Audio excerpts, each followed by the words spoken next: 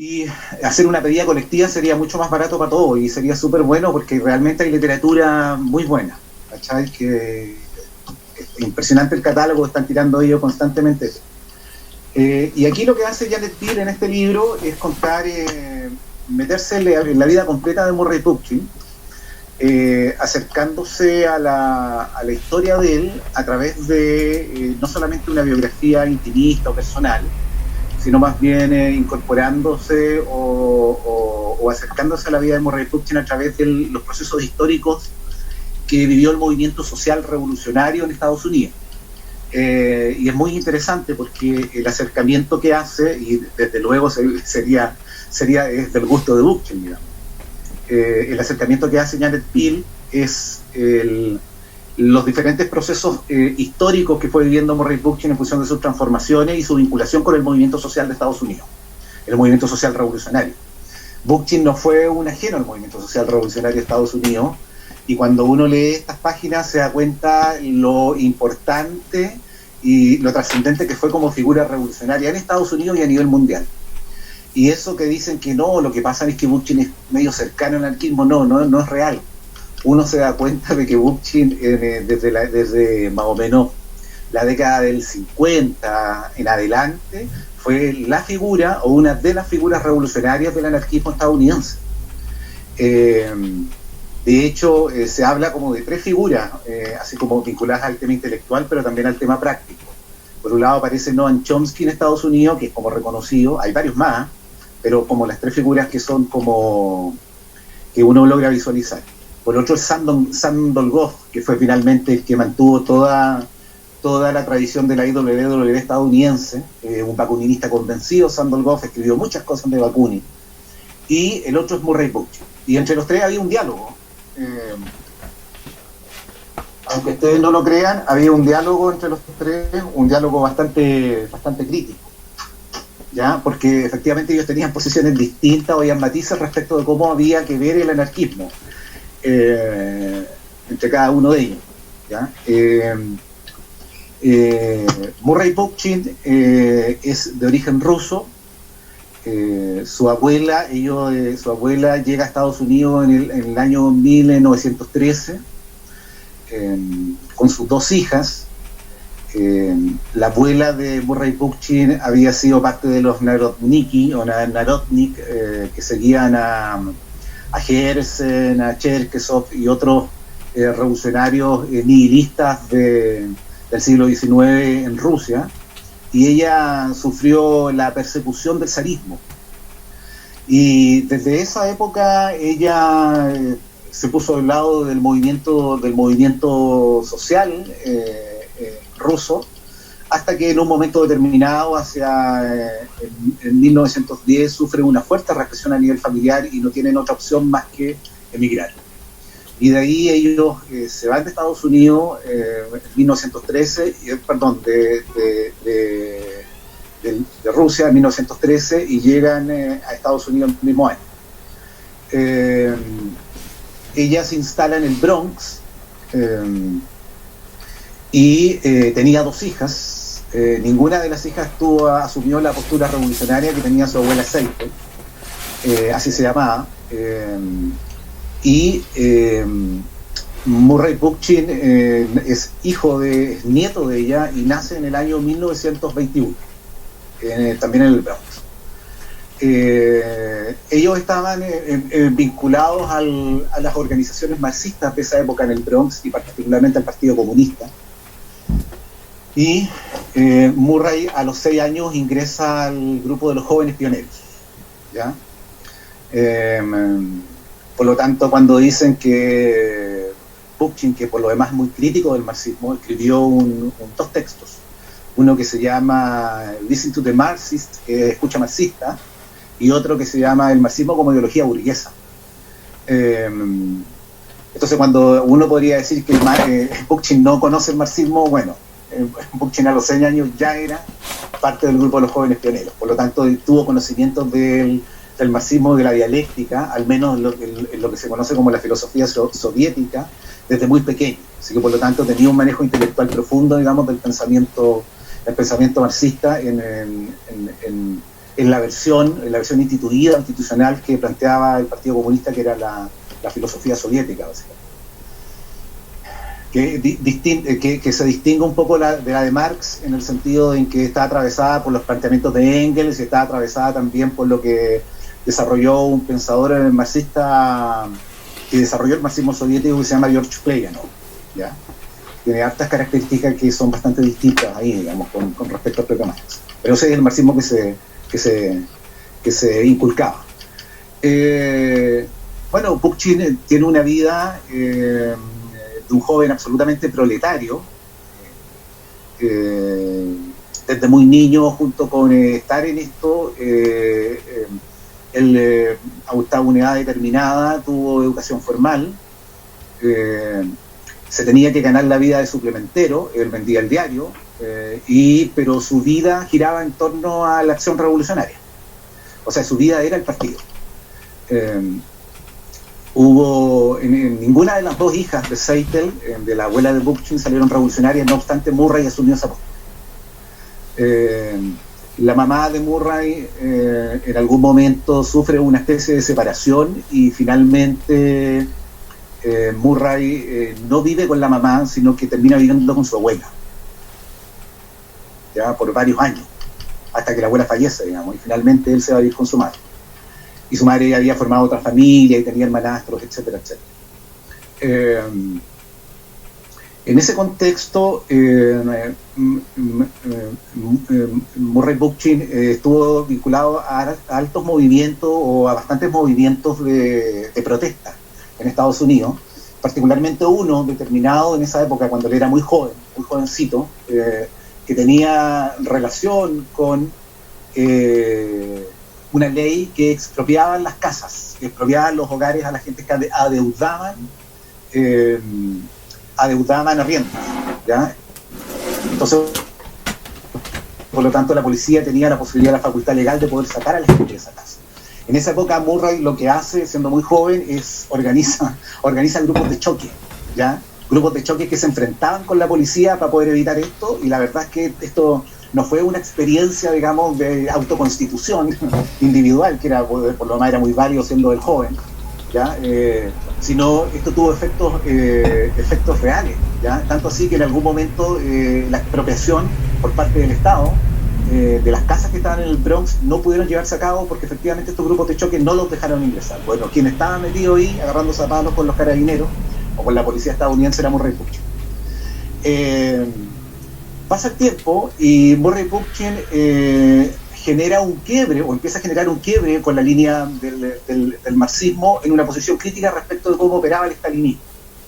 Tenía una posición crítica respecto de los pogroms y tenía una posición crítica respecto de los gulag en la Unión Soviética, etc. Y él emerge, o más bien se va hacia la corriente trotskista. Y ahí se vincula con un pensador que se llama Joseph Weber, que fue el continuador de Trotsky. Una vez que asesinan a Trotsky, o más bien en el contexto del asesinato de Trotsky, Joseph Weber fue el continuador del pensamiento trotskista a nivel internacional. Casi que él mantenía la internacional trotskista a nivel mundial, integrante del grupo que dirigía Joseph Weber de los trotskistas internacionales. Y ahí él se vinculó mucho al pensamiento o a las cuestiones de carácter intelectual. Era la labor que tenía, ¿no? Estudiar constantemente la realidad, hacer paper, escribir sobre las problemáticas sociales, ver cuáles eran las transformaciones que estaba teniendo el capitalismo, estar atento a cuáles eran los procesos revolucionarios que venían. Había una lectura de la contingencia mundial desde la perspectiva del movimiento obrero revolucionario. En esa línea estaba Bookchin y era uno de los teóricos que se en ese contexto emerge también un poco antes la Guerra Civil Española y Bookchin se interioriza mucho de lo que estaba pasando, en España, que no se pudo concretar. Lo concretó años después, digamos, a los pocos años después, Bookchin viaja a España y a otras partes de Europa a entrevistarse, particularmente en Francia, donde estaban los exiliados de la Guerra Civil Española, a entrevistarse respecto a lo que había sido el fenómeno de la Guerra Civil Española, Y en ese contexto, si no me equivoco, él tiene encuentros con Felipe Alaiz, que era uno de los teóricos de la Guerra Civil Española, pero que planteaba no la visión anarcosindicalista, sino que planteaba el desarrollo de las comunas autónomas, como proceso, como estrategia del proceso revolucionario de la Guerra Civil Española. No tanto pensado en el sindicalismo, sino pensado en la comuna. Una cuestión que podemos darle vuelta después, cuando nos metamos en la cuestión teórica de bueno, Bookchin al final, al no poder participar en esto, digamos, no poder viajar, lo que él hace genera una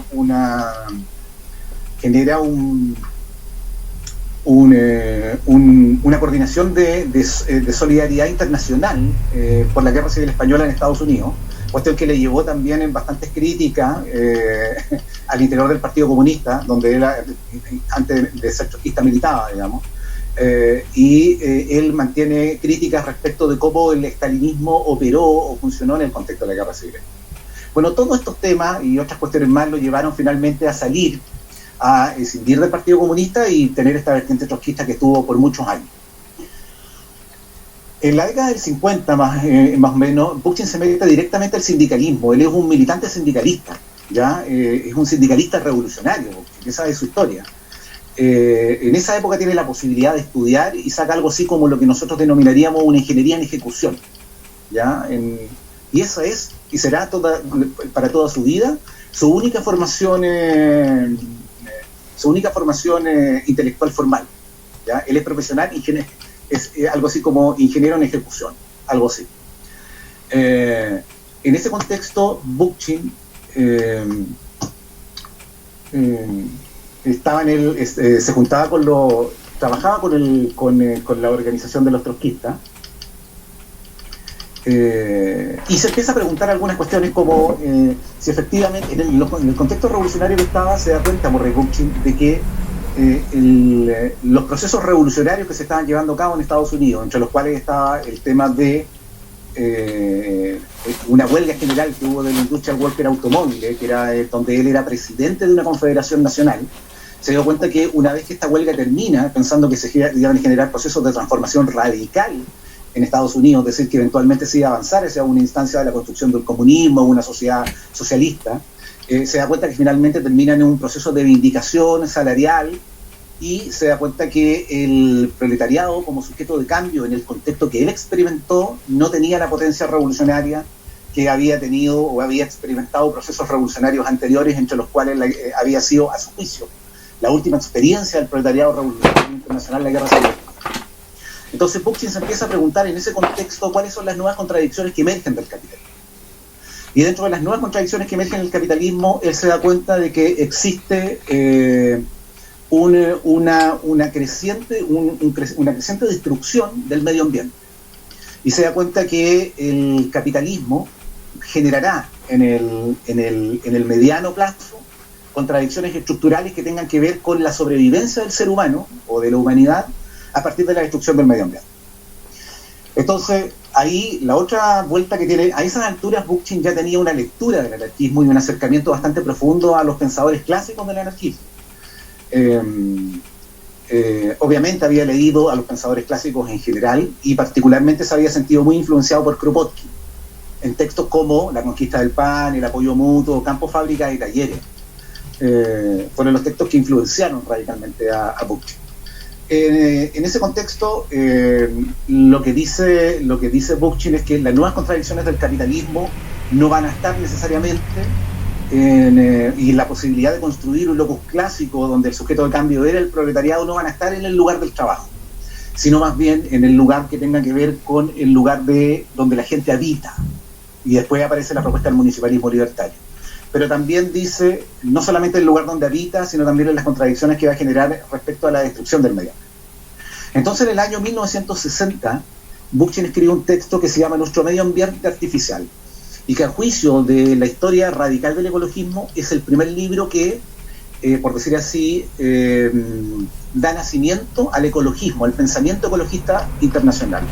Después hay un texto de una chica que se llama Raquel Carlson, que se llama La Revolución Silenciosa, el año 1962, donde efectivamente todo el ecologismo convencional, que no es el ecologismo social de Bookchin, dice que nace con ella. No obstante, Bookchin, un referente del ecologismo internacional, y del ecologismo, diría, como propuesta política y social, ya había escrito un libro que tenía que ver con este tema 2 años antes. Y el año 62 escribe otro texto que se llama Ecología y Pensamiento Revolucionario. En ese momento, Bookchin mantiene una coordinación con un montón de organizaciones anarquistas, ¿ya? En esa época ya se había asumido como anarquista, y él escribe en una revista que se llamaba La Letra A, que era muy conocida en Estados Unidos. Participa en un montón de movimientos, participa en la formación de las Panteras Negras, ¿cachai? De hecho tuvo represión y estuvo investigado y estuvo encarcelado por eso. Se vincula también en Europa con la constitución del Movimiento Verde, lo que finalmente desembocó en la construcción de la propuesta de los partidos ecologistas verdes europeos, pero que en una posición inicial estaban siempre en una posición radical y revolucionaria, que era la que él planteaba. Ahí empieza a escribir varios textos y ahí se declara anarquista, tiene, como yo decía, muchas prácticas en diferentes ámbitos de acción, y en paralelo en que se declara anarquista, Bookchin empieza a escribir sobre ecología, y escribe también sobre la propuesta política de la ecología social. Él se asume como ecologista social y empieza a escribir sobre la propuesta política que él denomina municipalismo libertario. En ese contexto, como para resumirlo brevemente y nos metamos un poco en las ideas, Bookchin en el año 70, si no me equivoco, en el año 74, él funda el Instituto de Ecología Social de Vermont, Estados Unidos, junto a Dan Chodorkov, que era parte de la línea. Bookchin, él no era un intelectual de universidad, él hacía clases. A esas alturas de su vida ya estaba haciendo clases en algunos colleges que se denominan a ciertos espacios universitarios de Nueva York y Vermont. Él se traslada finalmente del Bronx y se va a vivir a Vermont, que es una localidad que queda al interior de Nueva York, creo, muy cercano a Canadá, ¿ya? O al menos por ahí. Y ahí funda el Instituto de Ecología Social, y ahí en esas alturas ya Bookchin estaba haciendo clases. Pero Bookchin era un autodidacta. Si él llegó a ser doctor honoris causa y llegó a convertirse en un pensador contemporáneo importante, es gracias a la posibilidad de su autoformación, ¿ya? Una cuestión muy clásica del anarquismo, por lo demás, y de los anarquistas clásicos. Funda el Instituto de Ecología Social, donde trata de integrar en ese espacio a los intelectuales y activistas que estén trabajando en una propuesta de una ecología social de carácter radical y de una propuesta política municipalista libertaria. En el contexto de Vermont conoce a este candidato estadounidense Bernie Sanders, que fue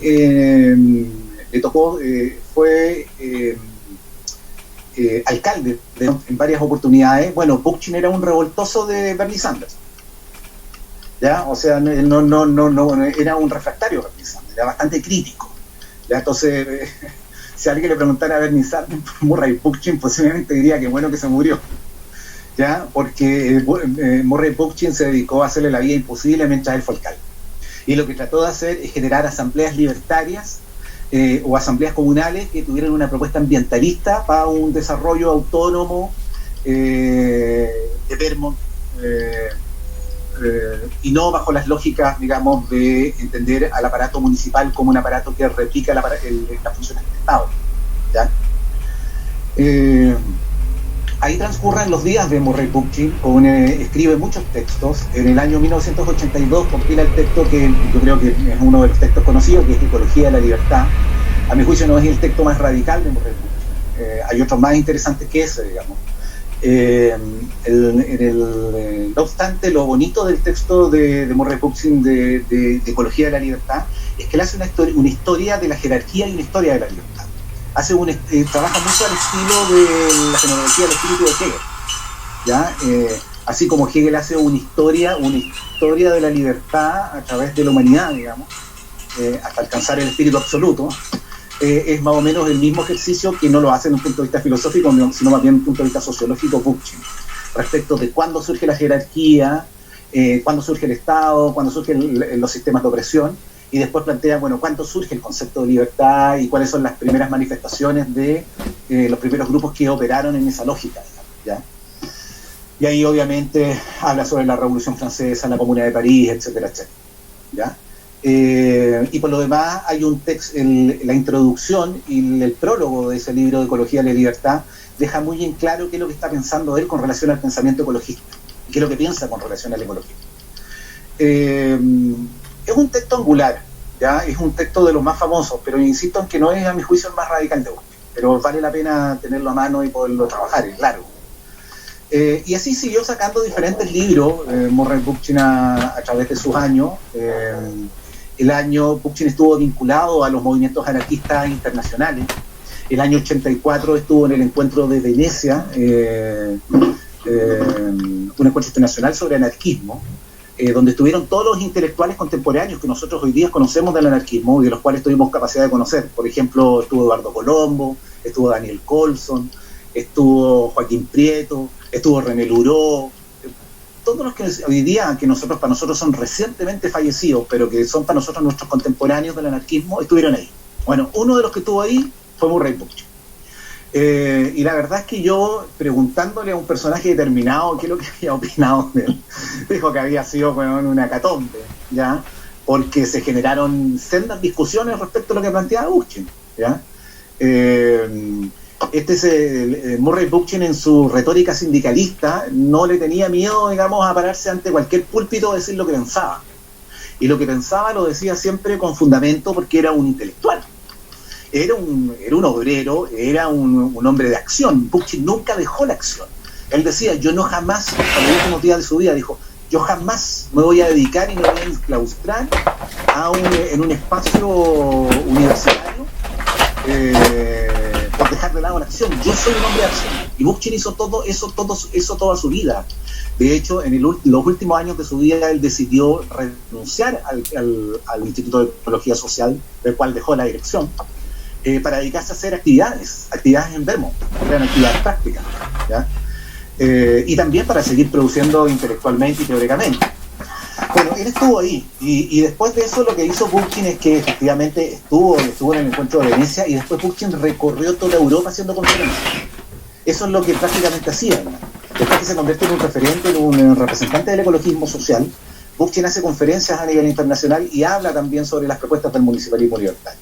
En el fondo, lo que él estaba tratando de hacer, estaba convirtiendo o pensando una vertiente contemporánea del anarquismo, pero bajo ningún punto de vista. Quien lea los clásicos y vuelva a leer a Bookchin se da cuenta que las diferencias son mínimas. Lo que hace Bookchin es hacer una expresión contemporánea de una cuestión que ya está íntegramente sistematizada en el anarquismo. Desde ese punto de vista uno podría decir que Bookchin no dice nada nuevo, efectivamente, pero sí tiene la capacidad de ser un actor contemporáneo en el contexto de los conflictos que iba generando el capitalismo a fines del siglo XX, ¿ya?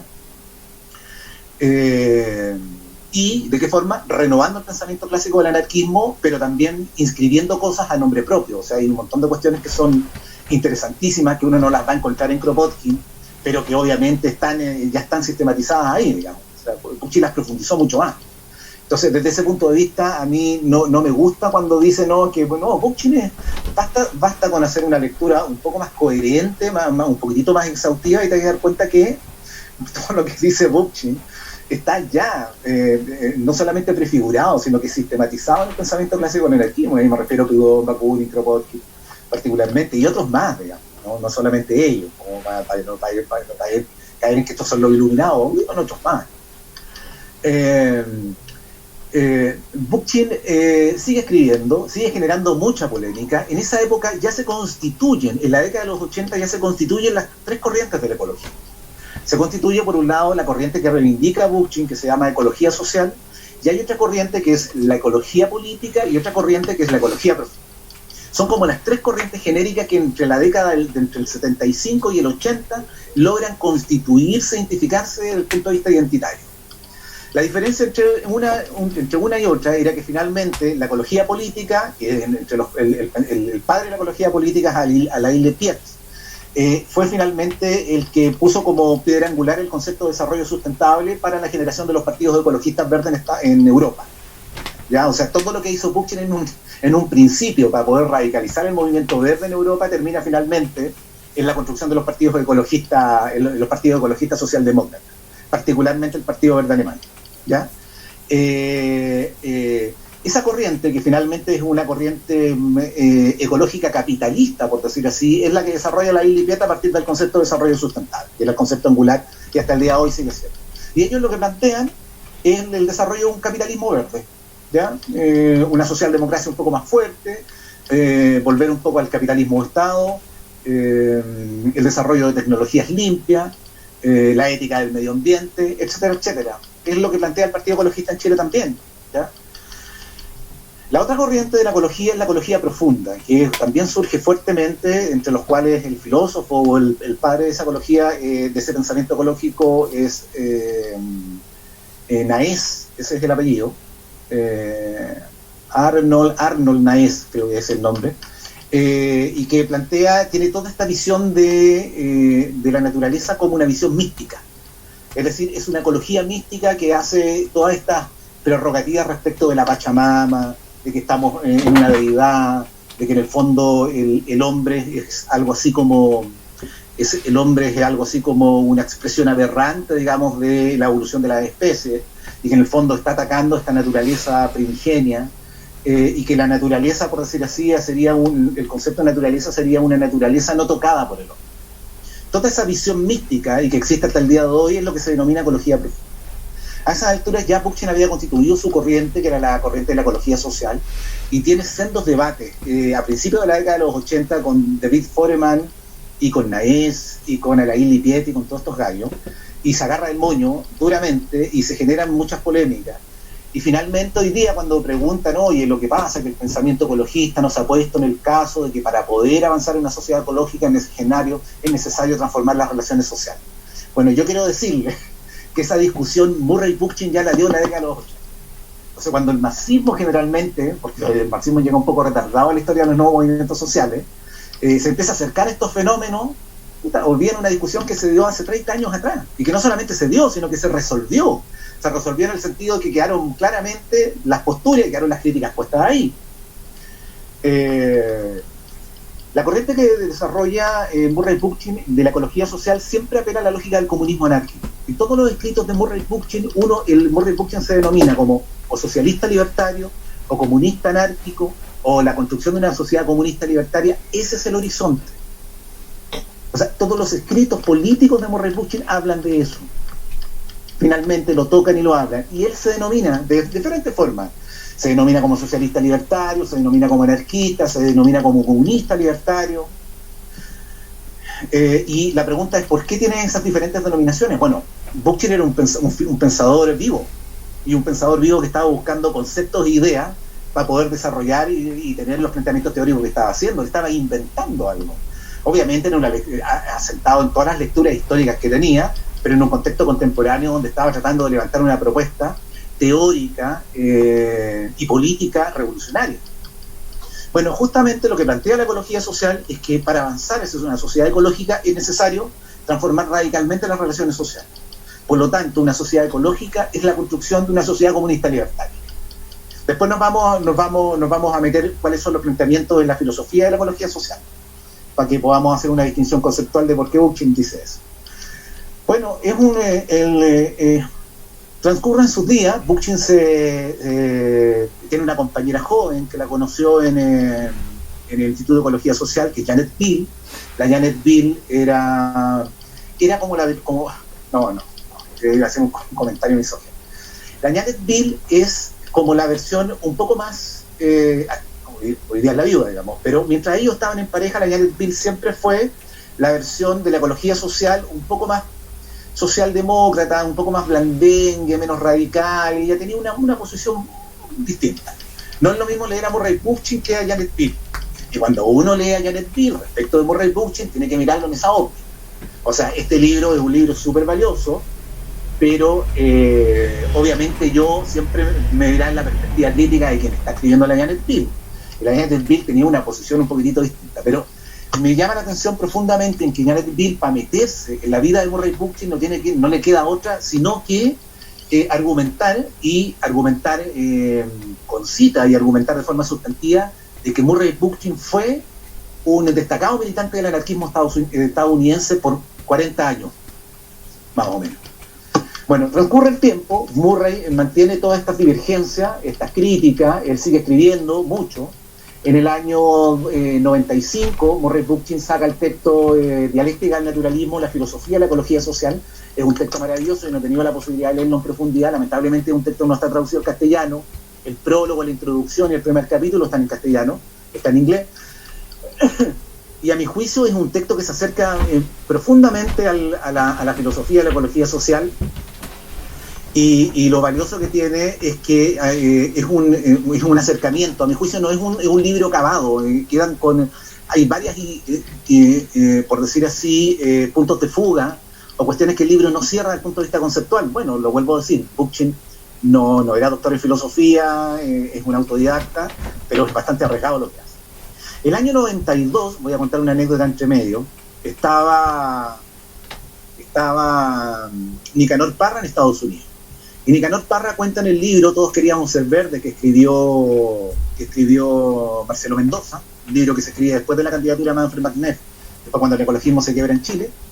Escribe un libro Todos queríamos ser verdes, entrevistan a McNeff, entrevistan a Nicanor Parra, entrevistan a Humberto Maturana, etcétera, etcétera. Y Nicanor Parra dice, el año 92 yo estaba paseando por Nueva York y me encuentro con Murray Bookchin. Y me dice, amigo, ¿cómo está? Tanto tiempo en verlo, etcétera, etcétera, qué bueno saber de usted. Y Nicanor Parra le dice, bueno, que yo ando paseando en Estados Unidos, amigo, lo único que Murray Bookchin me responde, y lo cita Nicanor Parra. Me dice, yo lo único que quiero decirle, compañero, que el ecologismo está infiltrado. No tenemos nada que hacer. Están los ecologistas profundos, están con visiones místicas.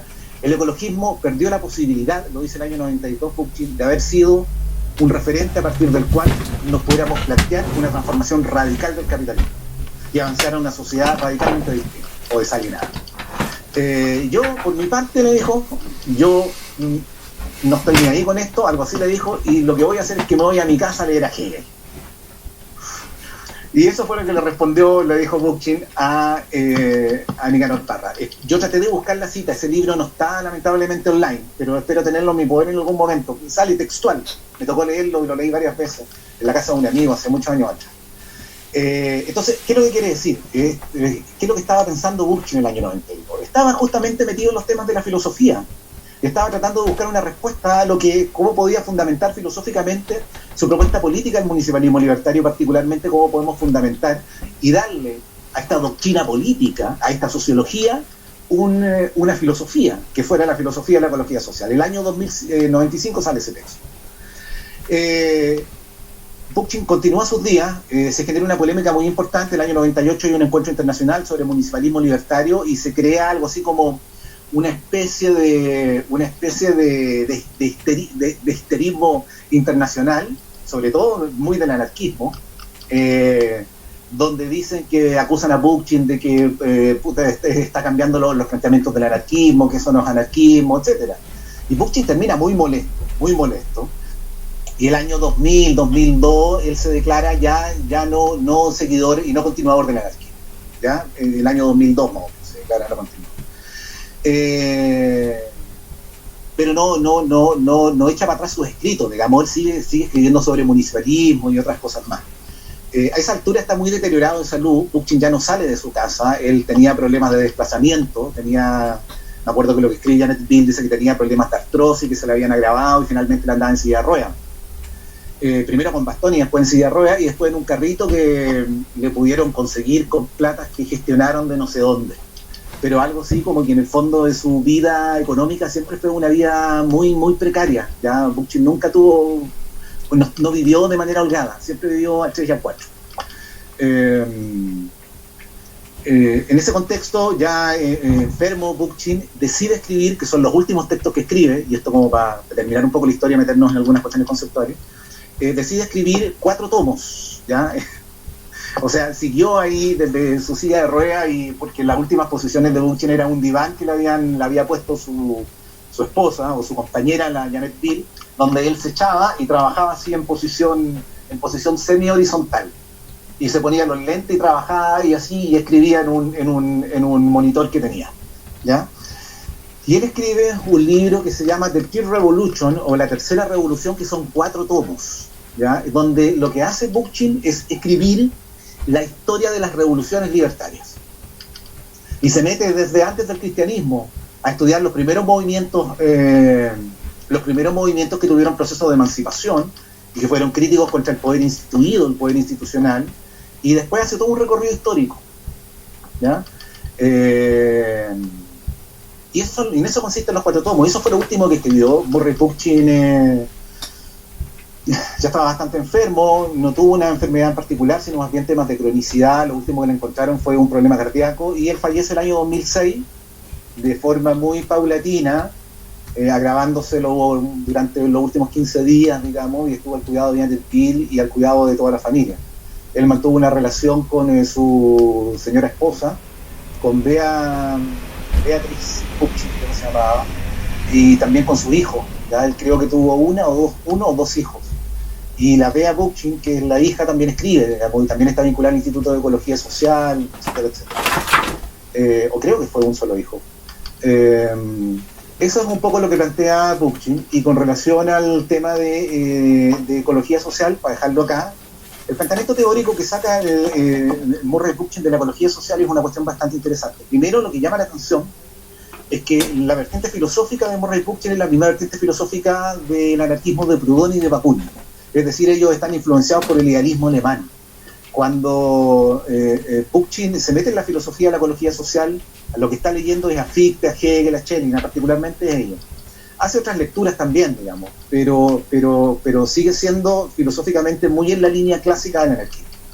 Es tanto así que yo podría decir que el concepto de naturaleza en Bakunin es muy parecido al concepto de naturaleza que tiene Bookchin, ¿ya? Incluso si uno se metiera teóricamente a estudiarlo, podría darse cuenta que la definición es básicamente la misma. Y la relación filológica que uno tendría que decir, bueno, ¿a qué filósofo están leyendo? ¿Están leyendo Hegel o están leyendo Fichte? ¿De dónde están sacando este concepto?